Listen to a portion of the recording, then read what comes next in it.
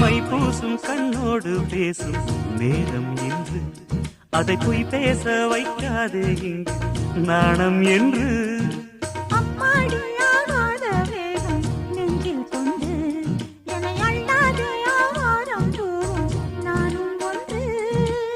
கண் வைத்த பின்னாலே கை வைக்க கூடாதா?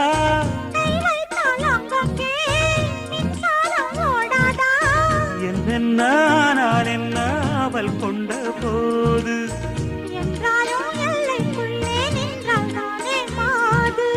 மார் மீதும் தோள் மீதும் சாய்ந்திருக்க